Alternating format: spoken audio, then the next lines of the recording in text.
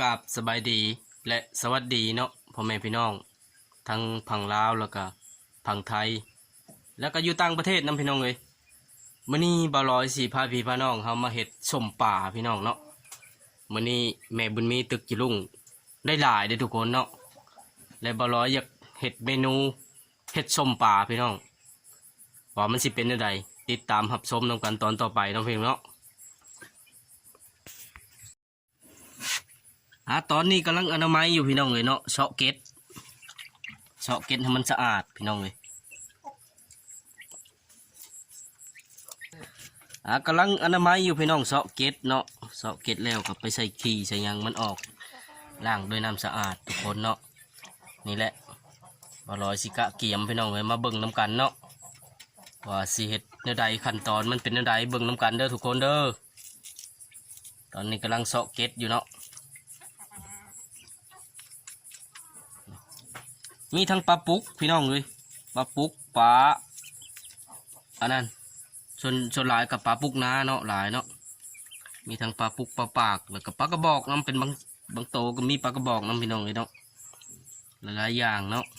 แต่บ่ร้อยสิเลือกเอาแต่ปลาปุกพี่น้องเนาะปลาปุกปลาปากนามาเห็ดชมชูพี่ชูน้องเขากินมื้อนี้เนาะชนปลาอื่นๆก็เลือกไว้แยกไว้ต่างหากทุกคนเนาะปลาน้อยนี่ก็เลือกพี่น้องเลือกไว้เห็ดปลาแดกเนาะไว้กินกับมะขามน้อยยามเกี่ยวข้าวดอพี่น้องเลยนี่กำลังเลือกอยู่มีปลาน้อยพร้อม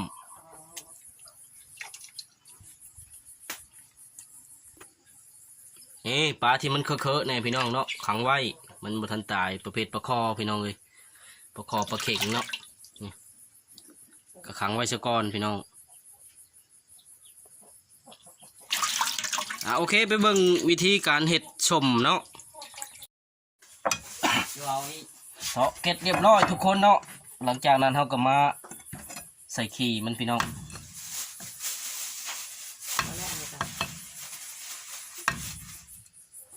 ตัดหัวมันออกได้พี่น้องเลย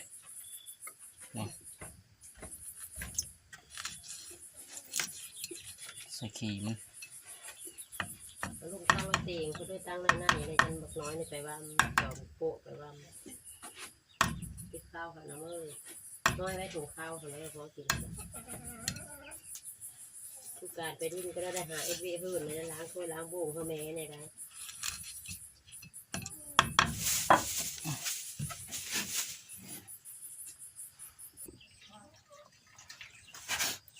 หลังจากเขาเอาน้ำไม้ใส่ขี้แล้วทุกคนเนาะเขาก็มาซอยซะก่อนเขาสิผักเราต้องซอยซะก่อนได้พี่น้องเลย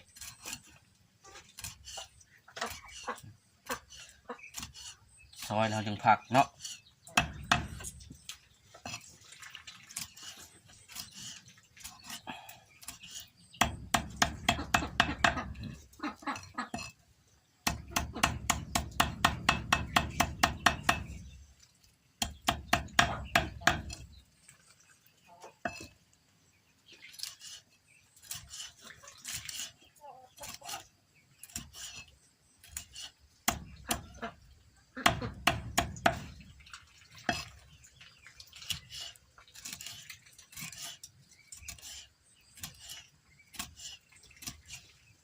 เห็ดเนียนเห็ดแบบฝักก็ได้ทุกคนเนาะเห็ดแบบฝักมันมุนๆนะแต่บางคนก็เห็ดเป็นโตก็ได้พี่น้องพอรอไปเชื่อบ่ค่อยเห็ดเป็นโตเขามีแต่ผักมันมุนๆก่อนซับมุนๆก่อนพี่น้องเลย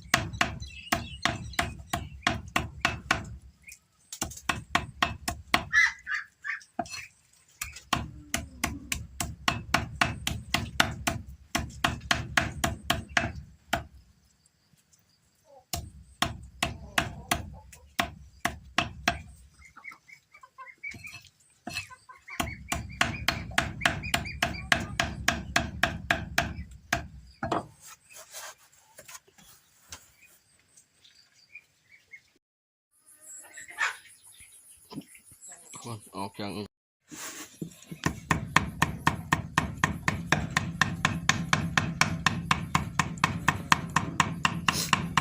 ตอนนี้กำลังฝักอยู่ทุกคนเนาะฝักมันมุนๆแล้ว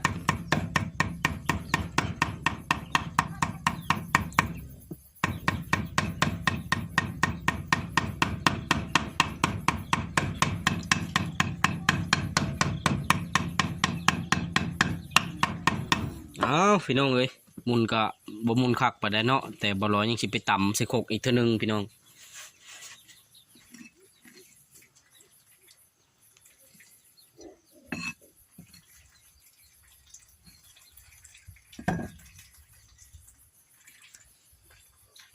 นี่พี่น้องใส่เดี๋ยวนี้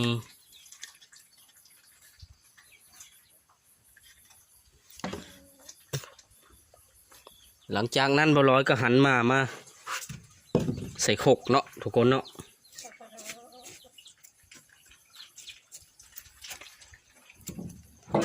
ก่อนอื่นก็มาตำกระเทียมกับเกลือแล้วก็ชูรสหรือว่าเป็นนัวพี่น้องเนาะตำตัวนี้คือก้อนพี่น้อง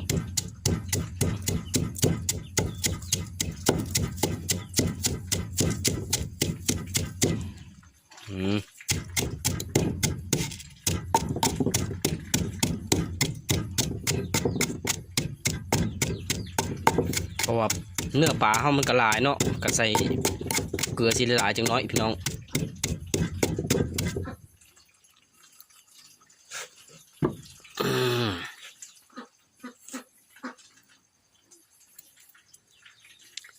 หลังจากนั้นก็เอาเนื้อปลาลงทุกคนมานี่เนาะ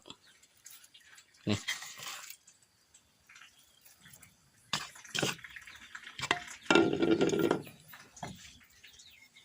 แล้วก็มาตำอีกได้พี่น้องเลยตำเข้าเดียวเนาะ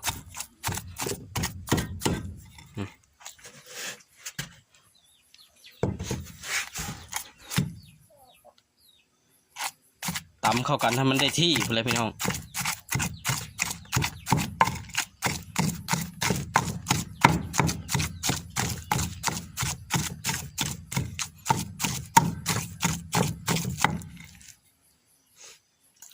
ตำจะมันทั่วๆกันพุ่นแหละ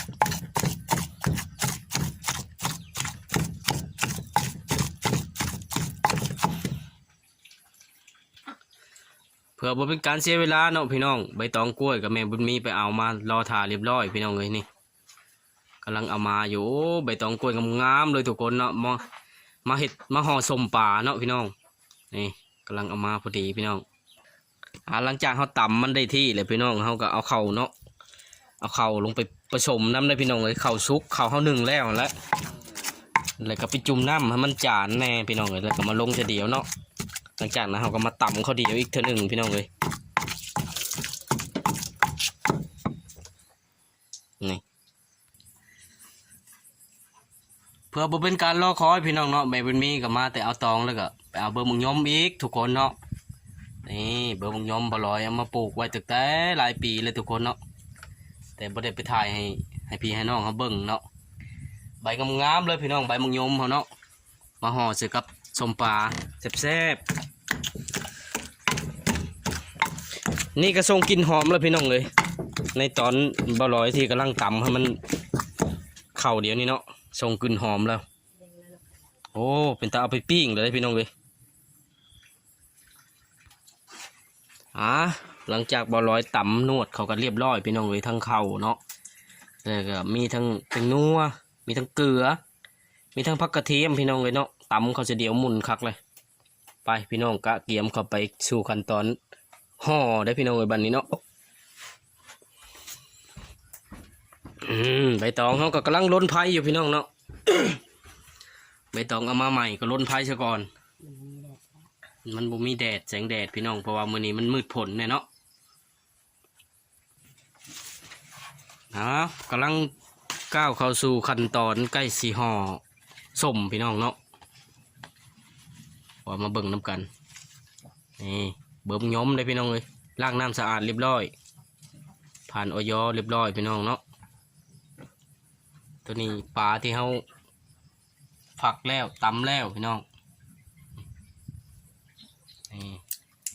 จ้า โอเค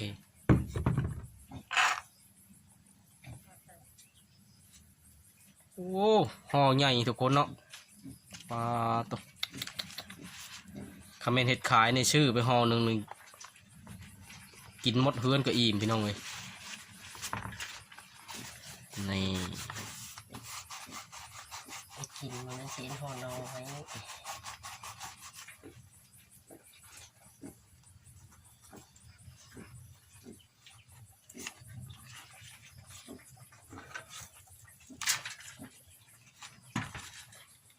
จากนั้นก็เอาตอกมามัดก่อนพี่น้องเลยมัดชนมันเนาะนี่มัดอีกพี่น้อง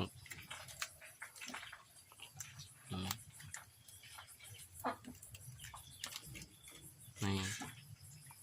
มัดอีกทางกลางอีกได้ทุกคนเนาะเพราะว่าอันมัดทางกลางนี่เห็ดให้น้ำข้าวน้ำหยังมันก็ไหลออกเลยพี่น้องเลยเนาะนี่พี่น้องห่อชมสวยๆงามๆ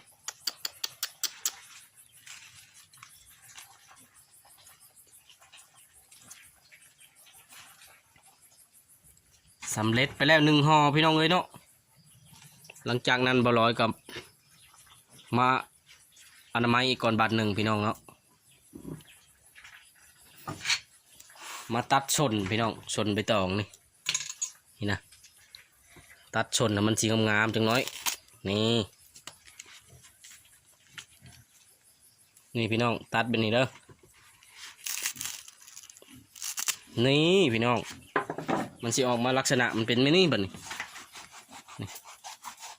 ตัดเรียบร้อยพี่น้องงามหลังจากนั้นบร้อยก็มาซอยเนาะซอยก็แม่เป็นมีนี่ก็คือว่ามาห้อยแล้วบัดกึบนี่พี่น้องในการห้อยนี่เนาะเอาห้อยใส่ตอกในเลยหลังจากนั้นเขาก็ยังจิไปแขวนใส่บนใดบนหนึ่งได้ให้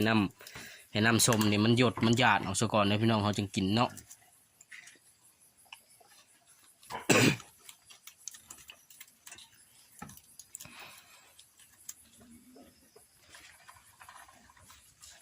เอาไปมันย้อมปกน้ำได้พี่น้องเลยเนาะนี่บางคนก็ผู้มักก็ใส่มะเขือดิบน้ำพี่น้องเลยมะเขือดิบมันนะมองเข้าไปใส่กันเนาะ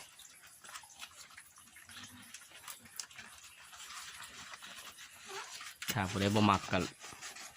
เป็นยังพี่น้องเลยเนาะ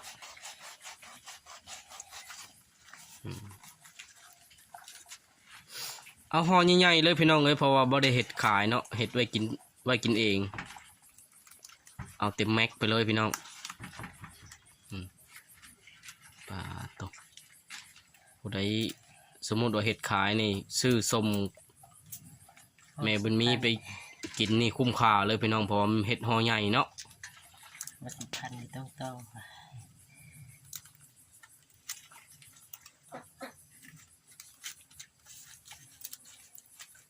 นี่เรียบร้อยงามห่อสุดท้ายแห้งใหญ่ทุกคนเลยเนาะต๊อกกำขัดพี่น้อง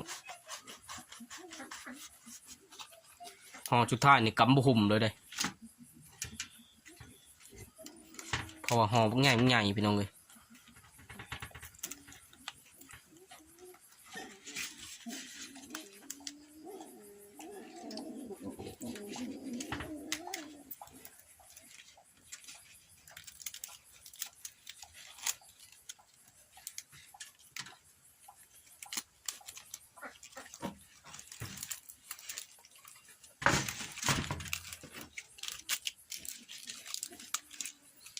นี่ห่อสุดท้ายพอดีพี่น้องปลาแม่บุญมีตึกจิรุ่งนี่ก็ได้ชำนี้พี่น้องเลยเนาะเห็ดชมเอานี่จำนวน1ก็เห็ดปลาแดกไว้กินแน่พี่น้องเลยไว้กินกับมะขามเนาะจะน้อยเกี่ยวข้าวดอในบุญมีปลาแดกกินกับมะขามได้ไหนจำนวน1ก็เอาไว้ปิ้งแน่พี่น้องเลยก็ได้ลายอยู่เนาะคันสิเห็ดชมมดก็ได้อยู่นี่พี่น้องเลยสำเร็จเสร็จสิ้นเรียบร้อยเนาะสำหรับวิธีการเฮ็ดชมเนาะผู้ใดบ่ทันเป็นก็เบิ่งคลิปของบ่าวลอยก็คือสิเป็นแล้วเนาะคันผู้ใดบ่ทันเป็นก็คอมเมนต์มาถามก็ได้เด้อทุกคนเด้อเดี๋ยวบ่าวลอยสิบอกเนาะโอเคพี่น้องเอ้ยคลิปนี้เอาไว้สำนี้ก่อนพี่น้องคลิปต่อไปบ่าวลอยจังสิถ่ายให้พี่ให้น้องเขาเบิ่งใหม่เนาะขอขอบใจ